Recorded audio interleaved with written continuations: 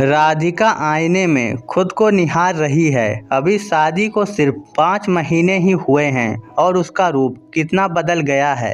तभी उसके कानों में सुषमा जी की आवाज़ पड़ती है, बहू बहू सुन, 2 दिन बाद बेटी दामाद और बच्चे आ रहे हैं। बहू राधिका तैयारी जरा अच्छे से कर लो, तुम्हारी शादी के बाद पहली बार आ रहे हैं, उनके स्वागत में कोई कोर कसर ना रह जाए। जी माँ जी, ठीक है। तभी सुषमा जी पूछती हैं, घर में राशन पानी तो ठीक से है ना? देखो कोई चीज़ घट बढ़ तो नहीं गई है तो विनोद को कह दे, ले आएगा ऑफिस से आते समय। ठीक है माँ जी। राधिका ने देखा घर में मूंगफली नहीं है, रिफाइंड तेल नहीं है और भी कुछ लिस्ट बनाकर व्हाट्सएप पर विनोद को भेज दिया और नीचे लिखा, हो सके तो 20 रुपए के गोलगप्पे ले आना, बहुत दिनों से नहीं खाएं। दोपहर का खाना बनाने के लिए राधिका किचन में गई, चावल चढ़ाया, दाल चढ़ाई और सब्जियां काटने लगी। तभी सुषमा जी किचन में आ गई। सब्जी क्या बना रही हो बहू? पालक साग माँ जी, और आलू का चोखा। ठीक है, लेकिन साग पहले उबाल लेना और थोड़े तेल में ही फ्राई करना, और आलू का कच्चा चोखा बनाना, भूनना नहीं, उसमें बहुत तेल खर्च हो जाता है। जी माँ जी। थोड़ी उदास होकर राधिका ने कहा। इन 5 महीनों में राधिका ने सास को बहुत अच्छी तरह से पहचान लिया है, जो दिखावे में तो पूरा जीती हैं पर खाने पीने में एकदम कमाइया थी। बस चले तो बिना तेल के भी सब्जी बनवा ले।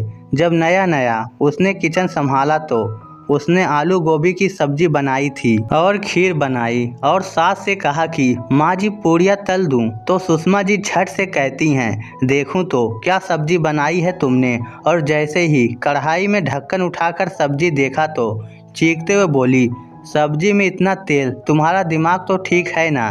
डिब्बे का पूरा तेल आज की सब्जी में ही उधेड़ दिया है क्या? देखूं तो तेल का डिब्बा।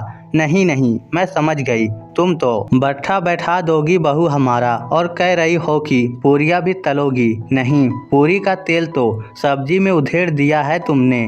और उस दिन से आज तक उसकी सास किचन में तेल मसाले और लगभग हर सामान एकदम नाप तोल कर ही रखती है, लेकिन तेल पर तो उनकी कड़ी नज़र रहती है।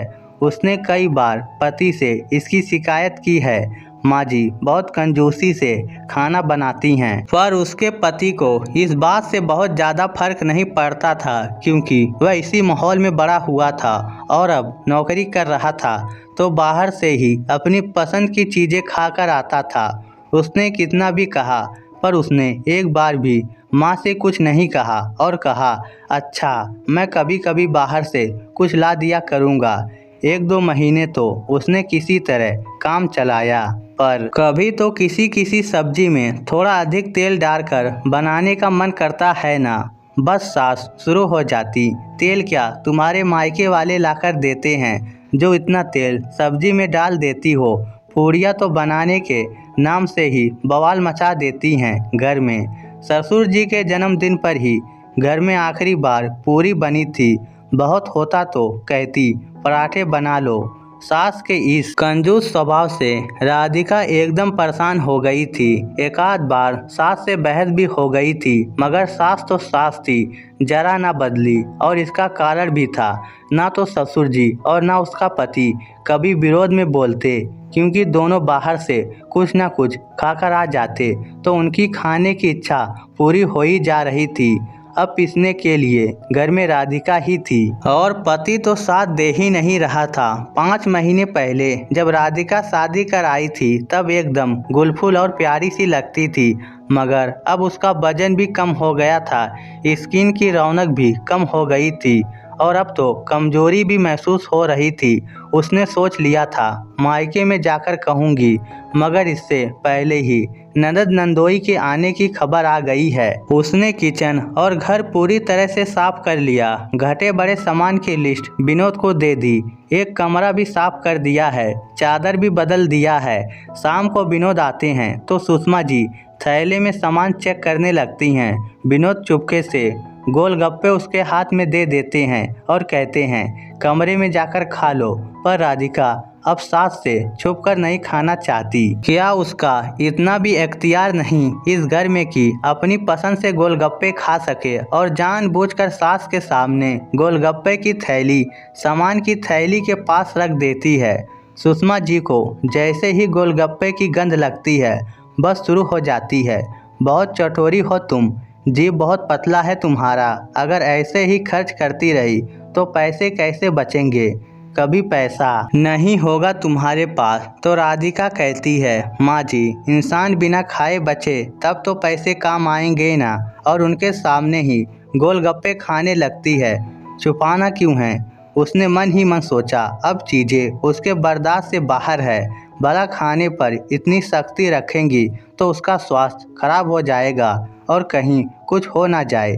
बेटी दामाद आने के एक दिन पहले सुषमा जी पूरे घर का मुआयना खुद से करती हैं और रात को बहू से कहती हैं, मैं किचन खुद साफ कर दूंगी, तुम सो जाओ। अगली सुबह जब राधिका उठती है और किचन में काम करने जाती है तो देखती है सब्जी की टोकरी में हरी सब्जी भरी है। किचन के सभी छोटे छोटे डब्बे हटे हुए हैं और बड़े बड़े डब्बों में भर भर कर सभी दाल, बेसन, मैदा, सूजी और ज़रूरत के सभी सामान रखा हुआ है। और किचन का तेल का वह छोटा सा डब्बा भी गायब है और 1 लीटर सरसों तेल और 1 लीटर रिफाइंड तेल रखा हुआ है। उसे तो किचन का रूप देखकर विश्वास ही नहीं हो रहा है कि वह वही किचन है जिसमें वह पिछले 5 महीने से पक रही है। अच्छा तो महान सासू माँ का ये महान रूप देखना भी अभी बाकी ही था। उसे पता ही नहीं था कि उसकी सास अंदर से इतना दोहरापन लिए हुए हैं। मगर सास ससुर कहीं दिखाई नहीं दे रहे हैं। वह चाय चढ़ा देती है, तभी बाहर से ससुर जी की आवाज़ आती है। अंदर आते ही राधिका देखती है सुषमा जी हाथ में 2 किलो पनीर लेकर आ रही हैं। मन ही मन उसकी चीख निकल गई। बाप रे, एक कंजूस औरत जो दाल चावल भी नाप कर बनाने को कहती है। 20 रुपए के गोलगप्पे में बड़ा सा लेक्चर कल ही दिया है और घर में महीने में एक बार आधा किलो पनीर भी नसीब नहीं होने देती। और आज दामाद बेटी के आने पर दोनों हाथों से दिल खोलकर खर्च कर रही है। लग ही नहीं रहा है कि वही औरत है। उसे आज सास पर इतना गुस्सा आ रहा था। इस बार सास को छोड़ेगी नहीं, बस कोई मौका तो मिले।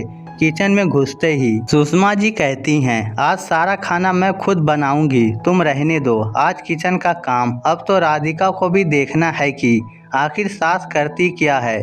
3 बजे के आसपास दामाद बेटी और बच्चे आने वाले हैं। वह घर के दूसरे काम निपटाने लगती है। दामाद बेटी समय से आ जाते हैं। सास ससुर खूब स्वागत करते हैं और फिर शुरू होता है खाने का दौर। सास ने पहले ही सब खाना टेबल पर सजा दिया है। आज सुषमा जी को उसकी कहीं कोई ज़रूरत ही महसूस नहीं हो रही है। फ्रेश होने के बाद दामाद बेटी खाने बैठते हैं तो सास खाना परोसने लगती है। तो दामाद कहते हैं, बहू आने के बाद भी आप ही खाना परोसिएगा मम्मी जी, भाभी को बोलिए ना। और राधिका को आवाज़ देते हैं। अब तो सुषमा जी को ना चाहते हुए भी राधिका को खाने की टेबल की कमान देनी पड़ती है। राधिका देखती है पुलाव में एकदम बढ़िया मेवा डाला हुआ है, पनीर एकदम मसालेदार और तेल से भरपूर, मिठाई, सलाद, बूंदी, रायता, पकौड़ी। राधिका ने खाना तो खिला दिया पर मन ही मन कुछ ठान भी लिया है। उसे सास के इस व्यवहार से रात भर नींद नहीं आई। अगली सुबह जब उठी तो चाय बनाने गई। सुषमा जी ने कहा, आलू का भुजिया काट दे बहू। थोड़ी देर बाद नंदोई जी आते हैं। सास और ननद छत पर कुछ काम से गई हुई थी।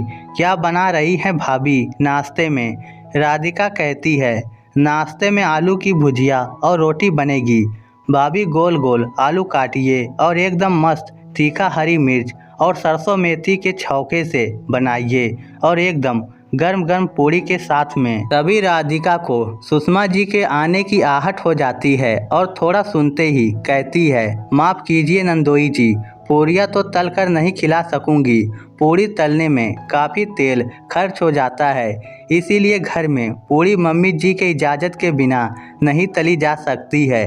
आप उनसे इजाज़त लेकर आ जाइए। क्या कह रही हैं भाभी जी? मैं पूड़ी खाने के लिए अब सास से इजाज़त लूं। आपका दिमाग तो ठीक है ना? थोड़ी ऊंची आवाज़ सुनकर सुषमा जी कमरे में आ जाती हैं। क्या बात है? तो दामाद कहता है, भाभी मुझे पूरी खिलाने से इनकार कर रही हैं, कह रही हैं आपसे इजाज़त लेनी होगी। तो सुषमा जी थोड़ा डांटते हुए कहती हैं, दामाद जी जो कह रहे हैं बना दो बहू। बिल्कुल नहीं बनाऊंगी। बहू के लिए सब्जी में भी तेल की बूंद बूंद का भी हिसाब रखती हैं। पूरी तो बहुत दूर की बात है और दामाद के लिए तेल की धार भी बहाने को तैयार खड़ी हैं। घर में अच्छा खाना खाने को मेरा भी जी तरस गया है। जब देखो साग, जब देखो आलू का कच्चा चोखा, दाल भात, भुजिया भी जल्दी नहीं बनाने देती हैं। बहुत तेल लग जाता है और बेटी के लिए 56 भोग लगा रही हैं। दामाद देवता है, उसकी आरती उतार रही हैं और मैं गली का कुत्ता हूँ कि जैसा तैसा खाकर भी जीने को मजबूर करके रखा हुआ है। बहुत चुप हो जाओ विनोद, अपनी बीबी को संभालो वरना मुझसे बुरा कोई नहीं होगा। विनोद ने जैसे ही राधिका को कुछ कहना चाहा, तुम चुप ही रहो, खुद बाहर से खाकर आते हो और अपना पेट और आत्मा तृप्त रहता है तो कभी मेरे लिए माँ से कुछ कहा नहीं और आज बोलोगे। दामाद के सामने सुषमा जी की पोल बुरी तरह खुल गई। दामाद कहता है, सासू माँ मैंने कभी नहीं सोचा था आप बहू को खाने के लिए तरसा देंगी। अरे आदमी खाने के लिए ही कमाता है। आपकी बेटी को तो हम नहीं तरसा रहे, 2 बच्चों की माँ होकर भी आपकी नई बहू से स्वस्थ है। अगर अपना व्यवहार नहीं बदलेंगी तो घर में 2 चूल्हे जलने में देर नहीं लगेगी। भाभी जी की कोई गलती नहीं है आज। और विनोद तुम कितने स्वार्थी हो, अपना पेट और स्वाद पूरा कर लेते हो और पत्नी की तकलीफ तुम्हें समझ नहीं आती। छी, मुझे तुमसे उम्मीद नहीं थी। राधिका की सास उसे गुस्से से घूर घूर कर देख रही थी और राधिका भी उन्हें अर्थपूर्ण नज़रों से देख रही थी। अब आपकी किचन की गंदी राजनीति नहीं चलेगी सासू माँ। इस स्टोरी को लेकर आपकी क्या राय है? नीचे कमेंट करके हमें ज़रूर बताइएगा। धन्यवाद।